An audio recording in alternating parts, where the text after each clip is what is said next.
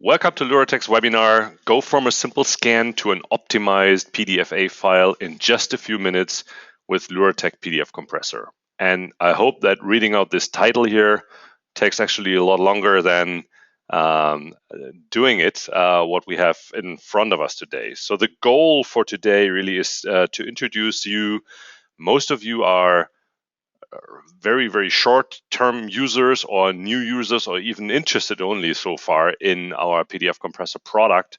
And what I wanted to do today is to go through the PDF Compressor product together with you and see what it takes to get it started, to get it set up. What are the simple steps to actually get on production level setup and environment with the PDF Compressor, and that way create PDF files more or less automatic and in a larger number automatically with the PDF compressor. Okay.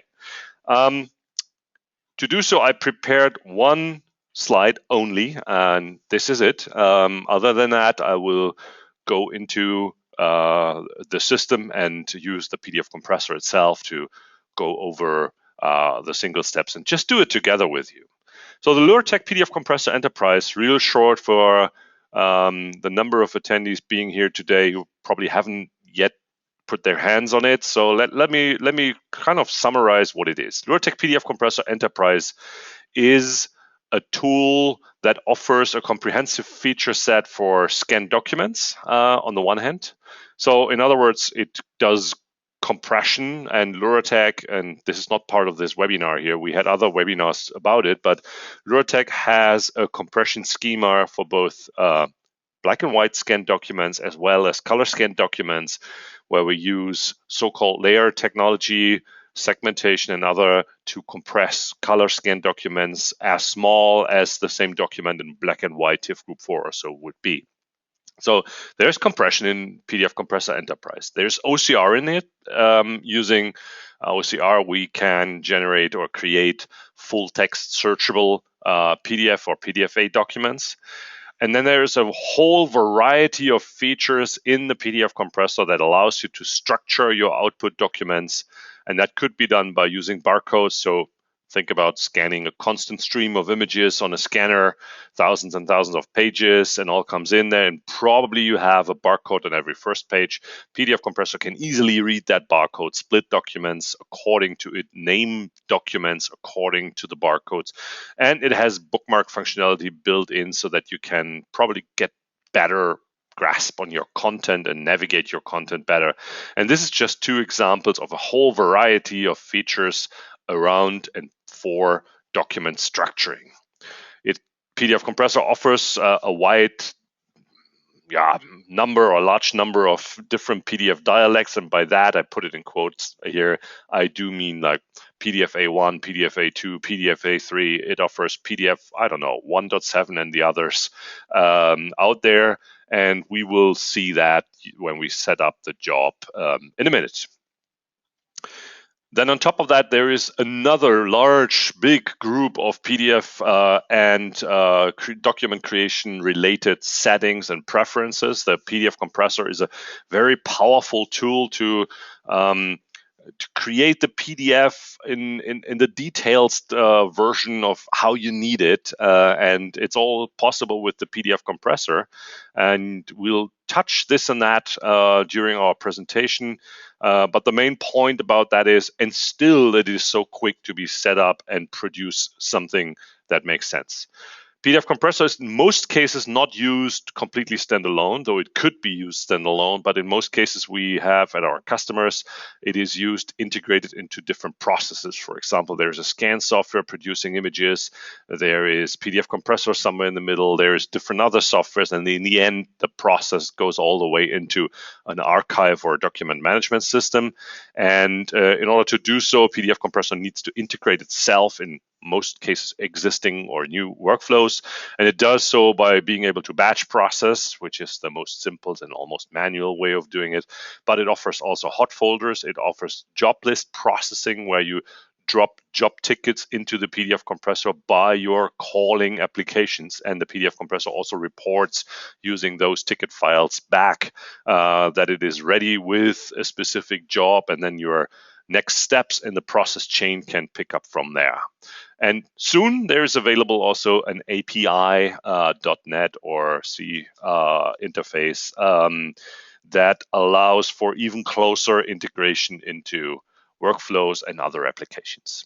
So my summary actually is, when it comes to scanned documents, it fits your needs, whatever the project requirements look like. And I think that's not even exaggerating. It's just the case with all the different options we have in PDF Compressor. It's a highly scalable tool. PDF Compressor comes with a license as small, with an option for a license as small as 1,000 pages a month. If you have even less documents to process, you might want to take a look at desktop, PDF Compressor desktop version, but desktop version doesn't have hot folders, batches, or something. So, and PDF Compressor starts as low as that. For example, there's this small company receiving not more than 1,000 pages of incoming invoice a month that need to be translated or transformed into PDFA files. That license could be sufficient. But the same tool, PDF Compressor Enterprise, is used in installations being as large as hundreds of millions of pages a month. So there might even be the situation that there are several PDF compressor running on different computers next to each other, churn on a big pile of documents in one folder or subsystem of folders, all in parallel, and then process documents from there using multi-core and parallel processing, obviously, on every single server or computer. So it's a highly scalable tool. And today it does even way more, since years now we have enhanced the PDF compressor above and beyond being a compressor for a scanned document into also converting born digital documents. And that we do not touch it in this webinar today. So I'm only introducing it. Born digital content is native digital content. It is Word documents that have never been scanned but really written in a computer. It is emails with their arbitrary attachments and everything. And PDF compressor can convert all that into PDF or PDFA alongside with the feature set that it offers since ever for scanned documents. So it's a whole lot more than that. It's a very powerful tool, highly scalable tool, but still it is ready to go in minutes. And that's what needs to be proven here to you today. And also, well, I want to introduce you to some simple concepts that might help you organize your document conversion production. So, and I decided to not use a whole bunch of slides to do so, but actually really go into this computer here, which is pretty fresh. It's a virtual machine, pretty fresh.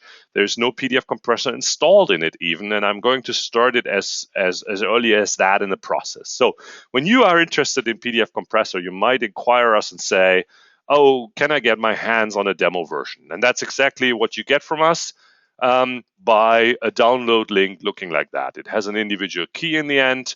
It is a download link like that. You don't need to write it down, because if you ask for a demo version or something like that, you'll get an email with your individual download link that you can use. Then you download follow the download link, and you download the installer, which is not awfully complex as long as you do not use Internet Explorer 10, which I do on this virtual machine here. Unfortunately, it's a Windows 7 installation, because when you download it with Internet Explorer 10, it misses the .exe extension, and I did it here, renamed that download file and gave it the .exe extension. All of a sudden it's an installer, as you can see from the icons here. So sorry for that, but it's a small workaround for a glitch or something in in Internet Explorer 10, or the other browsers are able to handle it immediately without renaming and everything.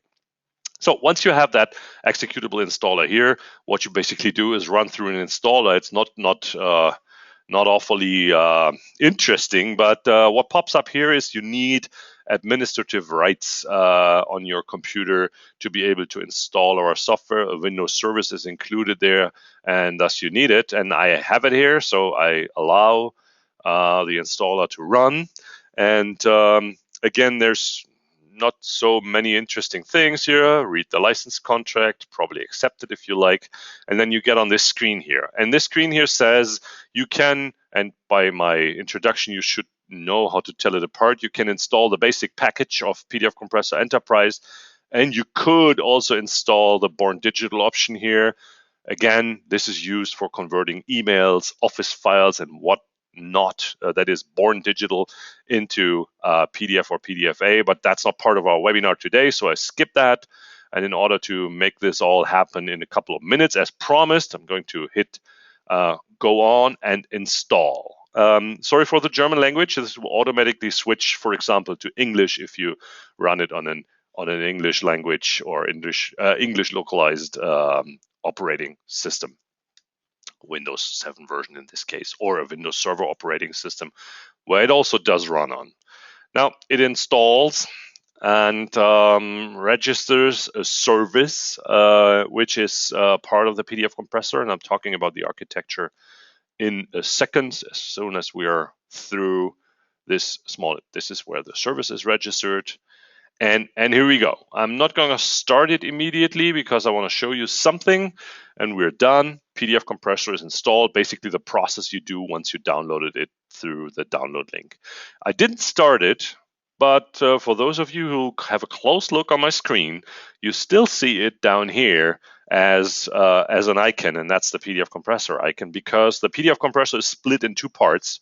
One of it is a service that is running here and also producing documents or working on processing documents in the background without starting the GUI, without even being logged on to the computer. It's a typical service architecture where you can also run it on a server, in a server room, unattended, and that's what PDF compressor is done for. It's an unattended processing, in many cases, massive throughput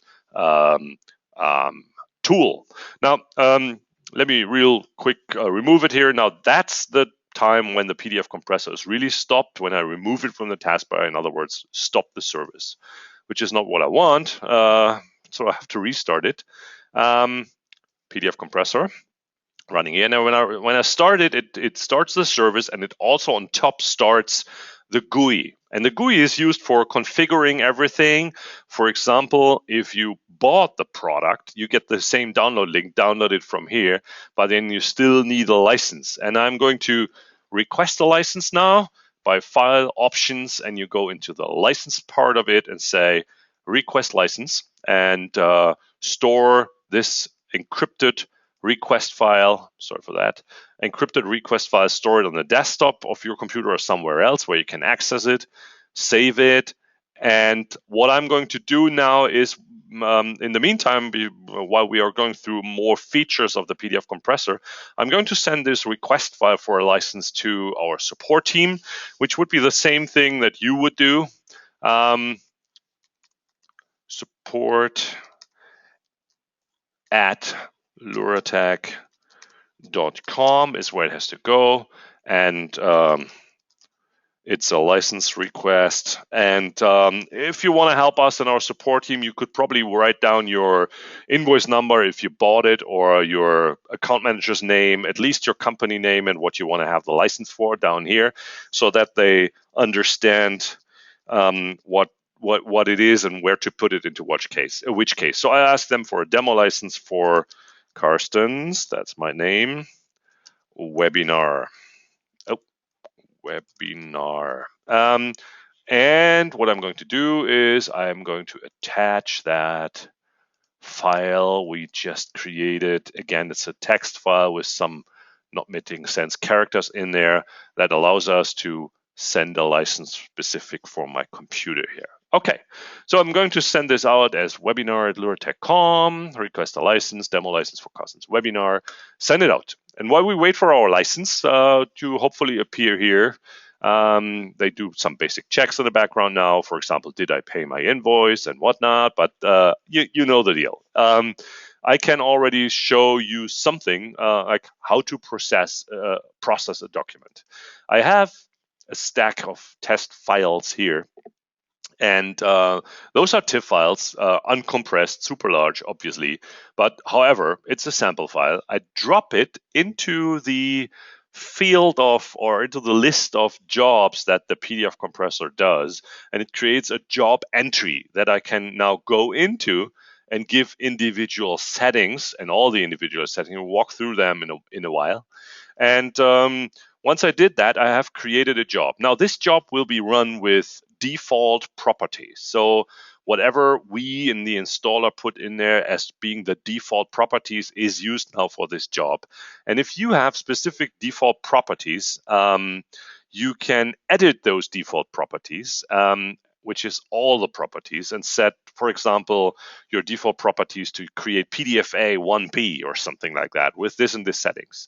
And then every time you create a new job like I did now, it first and foremost uses the set of predefined properties, and then you can just manipulate them in the specific job settings to whatever you need. And I'm not going to fiddle around with that here now and use the basic installed default properties here and process the single document that I loaded here. And it starts, it does an OCR, obviously, which seems to be default property, compresses, and done. Now, the output folder is specified here as being next to the input file. In other words, beside our TIFF file there should be a PDF file, and yes, it is. Here it is. And this PDF file is highly compressed. It's just 43 kilobyte in size. And I know it's a full color document, 300 dpi, full color document, 24-bit colors, and we got it here. And now the feature, quote unquote, of the demo version is that the demo version puts a big fat LuraTech logo, which I do like and you probably don't like, on top of every page that we create. And other than that, the demo version is fully functional and you can use it for testing out everything that you might come across and that you want to give a try or check it out before you actually purchase the product. Now, the Acrobat Reader says it is a PDF A2U, which is a good idea. PDF A2 allows us to do even better compression. You just saw it. It's 43 kilobyte in size for a full color document. And the U here says it's Unicode, and that gives us a hint. It might be searchable, and yes, it is. It's a searchable document. It's OCR'd, and the text is embedded into the PDF files in a hidden way, but in Unicode. So if you copy paste the text out of it, you might not end up with glyphs that are illegible, but really with the true glyphs or characters that you need. In other words, Unicode is a good idea for documents with hidden text. Now, there is layers in there. I told you the compression we use is based on layers, and one layer is the background layer where all the graphics go in, and one layer is the color layer where the information about that a sharp line like this one here has a specific color, in this case red, goes in, and I can switch that off, and you see the black and white only layer here, which is a pretty crisp and accurate representation of the document. On top, you can color it and give it back the background. This is now a perfect representation of the full color scanned documents in a very small file size. Now, I did introduce all that to you in order to have some time for the support team to create a license file, and that's what they did. I received an email back, and that would be the same for you. This email should hopefully have a license attached, and yes, it does. I'm going to save it to my computer again here, which I did now, and going back into the we don't need the email client any longer. Going back into the PDF compressor now, I can get rid of the demo logo basically and import the license to the product, and it's the license on the desktop here, and it's the license that says there's just one license. It's the unlimited license we just got from our support team back, and it switches now from demo to unlimited in this cases. I didn't get a page counter in my license, which could be possible, but I don't have. The OCR is enabled, and Born Digital I didn't install, and it's also not enabled. And I got a license for 4 processor cores, which I only use 2 of at the very moment, because that's good enough for me here. Okay, that's my license. It's imported. Now the product is ready to go. And in order to set it up now in a more production-oriented style, let's say, I'm going to create a bunch of folders here in our test folder. And one folder I call in for input. And that might be the folder where your scanners or your users drop their images in, and that we might make the folder where PDF Compressor reads images from. I'll create another folder called done. So every time I process an image successfully, I'm going to move it from the in folder to the done folder automatically with PDF Compressor. Create another folder called error. And as you all know, errors can happen all the time. For example, a scanner or a user could dump a broken file into the folder. We can't process it, so we move it into error folder. And of course, now we only need a basket for our successfully created PDF files, and we call that out. Well, what do you think? That's a logic. And going into PDF Compressor, I add a new job entry. Then I'm going to double click and open it, and I'm going to process images from a directory, of course. The directory I use will be the input folder in here, and I can drag and drop those folders into those fields here in order to stop and save copy and typing. And now this is our input folder. Same thing we do with our output. We don't want to have it next to the input file, but we want to have it in an output directory. So we drag and drop output in here. Done. And on top of that, I created this done and error folder. So once we're done, upon success, we move the input file into the done folder. That's for not losing it, but on the other hand, for moving it out of the way to not start reprocessing it, especially in that situation when, for example, your computer is shut down for any maintenance or something like that. If you organize it in a way like that, and the computer starts up again, it knows exactly where to start because all the the files in the input folder haven't been processed. All the files that have been processed are either moved out of the way into the done folder. Some of them might be moved out into the error folder. I don't expect anything today to land in the error folder, but for completeness sake, I add it here, and then the output should be successfully created. Output should be in the output folder. So we create PDF-A2U again. We could, I told you before, create a bunch of different PDF dialects, but PDF-A2U is good. There is a bunch of more advanced outputs which we do not need today and also do not touch. If you're interested in that, there have been webinars on specific aspects here before. So just go to LuraTech's website. There's a resource center on it where you can look at recorded older webinars, or go to youtube.com/LuraTech, where also a bunch of video tutorials and recorded webinars are on all the aspects of more advanced features or more advanced concepts and ideas of PDF Compressor. Okay, the OCR is turned on. You can switch it off here if you like, or you can set some settings around here.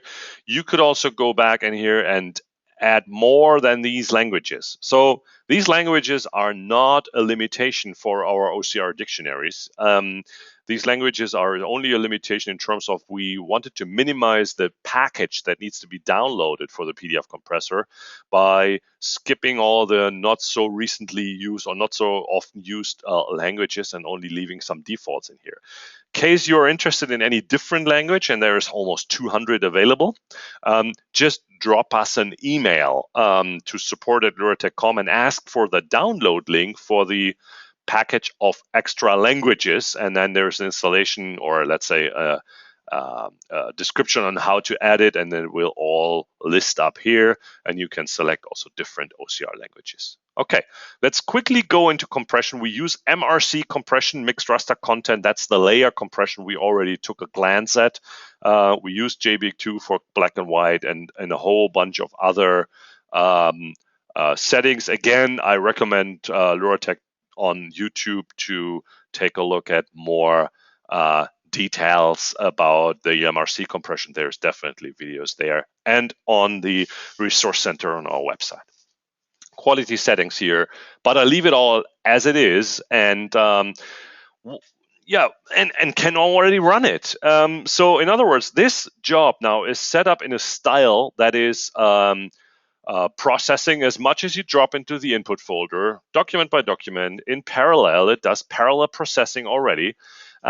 This job is already configured into being reliable in terms of production needs. So when the computer is shut down, as I told you before, we'll immediately know where to start again. You don't lose a file through these kind of things, and it automatically starts working again because it's a Windows service. And once the computer comes up again, the Windows service starts again, and nobody has to go to the computer, log in there, or do something like starting a GUI or something like that. PDF Compressor will automatically start producing again once the computer is available again where it is installed on. And in other words, we did already set up a pretty advanced scenario here that we could use. And now let's start it and see whether it does something. No, it doesn't, obviously, because we didn't drop any files into the input folder. It's empty. So let's drop some of these TIFF files here into the input folder, probably also this one here into the input folder. And we didn't make it a hot folder, so it doesn't start automatically. For being a hot folder, we would have to check it all some seconds. I didn't do that, so it's basically batch processing what we did. And now let's start again. It picks up as much as parallel processing CPU cores are available here, parallel documents, OCRs them, compresses them rather quick, one after the other. And what we should see is that the input folder documents get less and less, one less. And because we move every converted document out of the way here, there is hopefully nothing in the error folder. No, it's not. The job is ready in the background. There is a whole bunch of things in the done folder. All the original input files are in the done folder. And what we're really interested in is what's in the output folder. And I did show you this document before.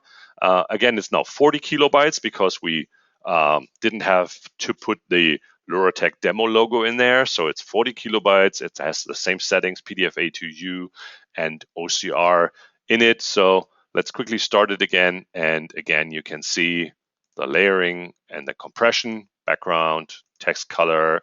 You know that already by now.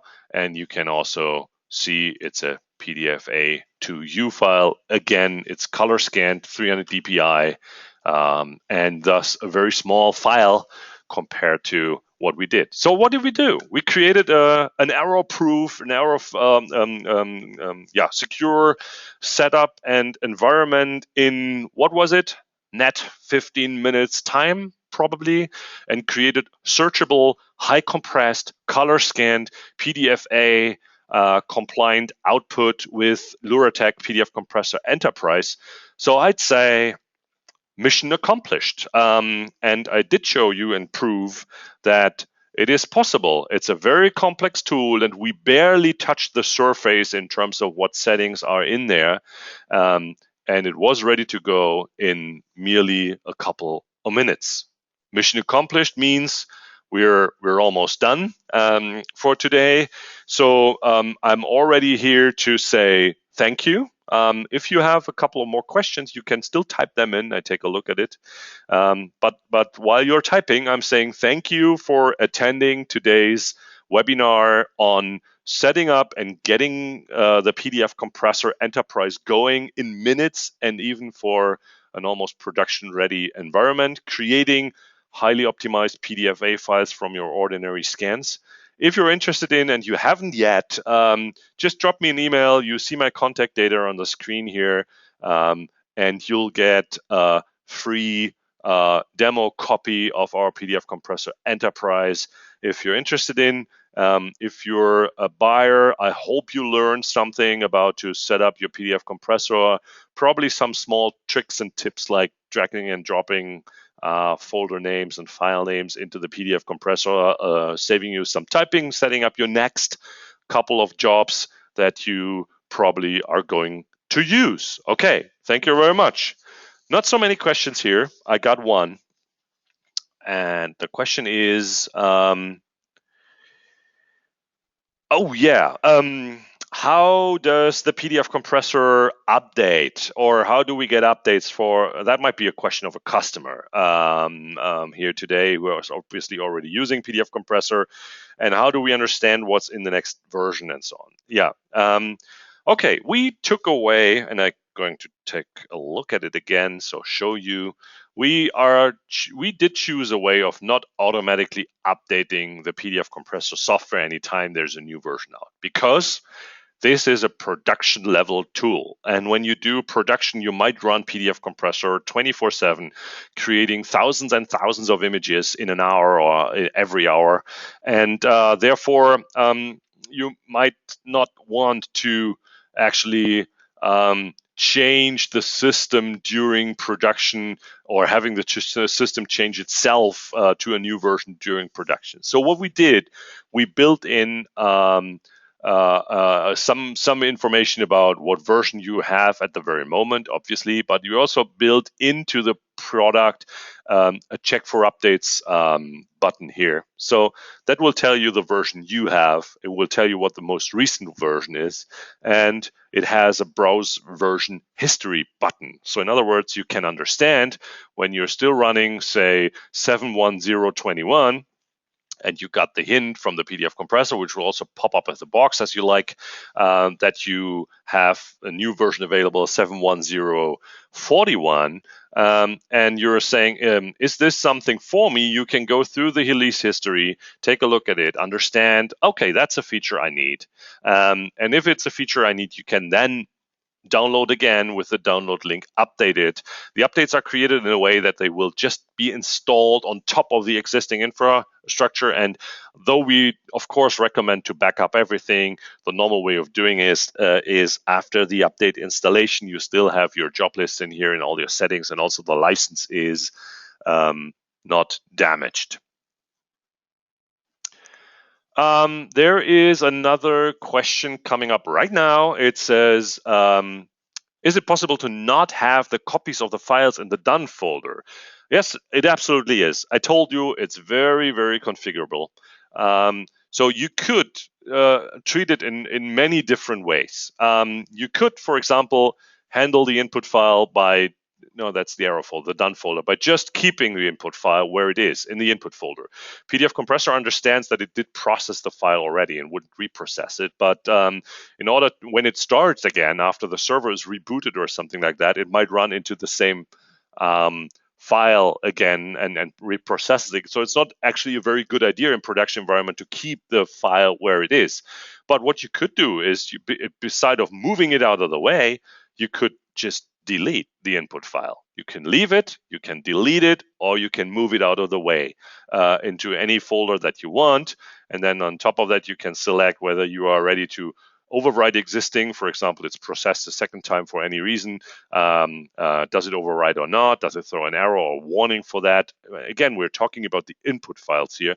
And if input folders are also containing subfolders, which is very often the case, that there is an input folder starting and then you have the include subfolder check mark here. And if you do that by processing a whole structure and you move the input files out of your way, you might end up with an empty folder structure, which you can also deconstruct here by deleting empty folders after processing with the PDF compressor. So there's every option you might have.